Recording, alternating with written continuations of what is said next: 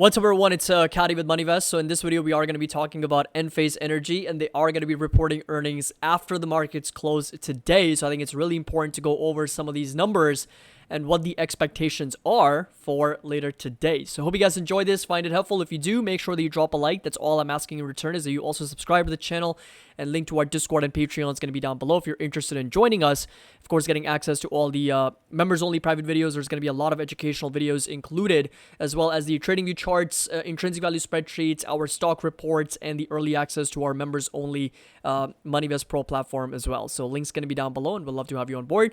Enphase right now is basically flat on the day. You can see that it's slightly up over 0.5%, and of course there's been a lot of weakness in the solar sector. So if you come over to TAN, which is the solar ETF, which obviously has Solar Edge, Sunrun, Enphase, a lot of these companies, it has been selling off quite aggressively, right? Year to date, this is down over 40%. So very, very significant amounts of selling pressure coming in for this ETF. And since 2021, it is down over 66%. Not to mention, Enphase has also been one of the worst performers of the year in 2023, down over 65%. And from its all-time highs, the stock is now down over 70% as well.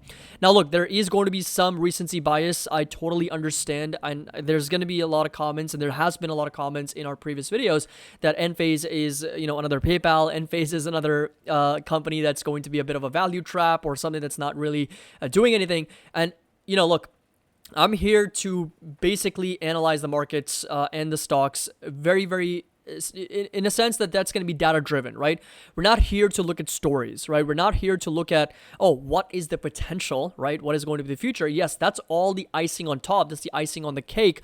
But the real factual information that we have and can work with is the numbers themselves, because numbers never lie, right? Whatever we think of a company, right, whether it's good or bad, everything will eventually get translated over to the numbers, right? And the numbers will tell us the entire story, right? If you think that PayPal is a dead company, numbers will show that, right? The numbers will eventually show us that, right? If it's actually a dead company, it's, by the way, Dubai right now, it is literally, there's thunderstorms, of which I never thought was possible in Dubai. It's literally right a mile or few hundred miles away from the equator.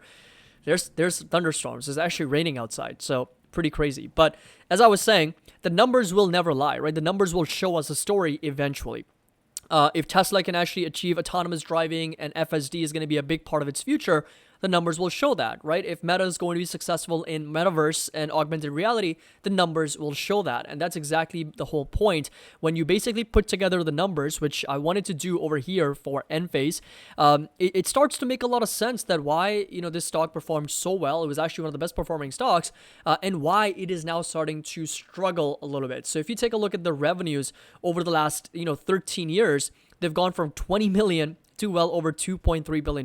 That's a 13-year compounded annual growth rate of 44%. 10-year CAGR of 26%, and believe it or not, the 5-year CAGR, which is, again, the more recent 5 years, they've actually grown by 52%.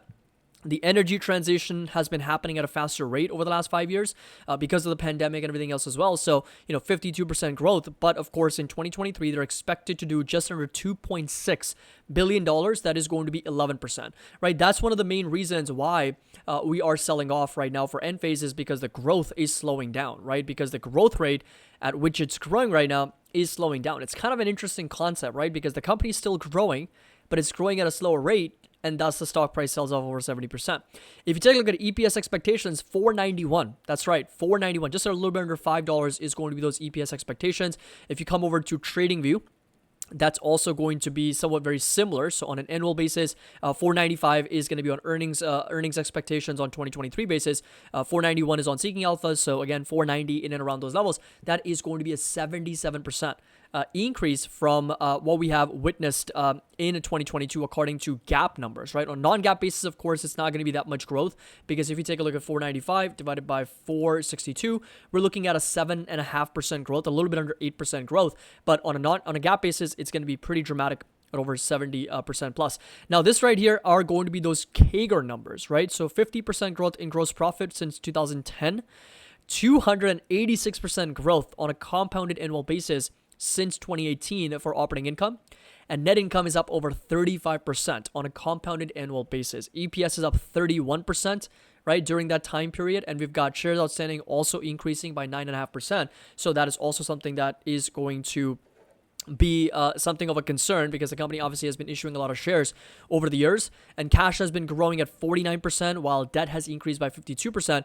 But needless to say that they do have more cash than debt on the balance sheet. So once again, if you come over to statements and balance sheet, they've got a negative net debt as of the second quarter 2023, negative 479 million. So, there's a lot of comments sometimes that people say, oh, this company is dead and this company is bankrupt.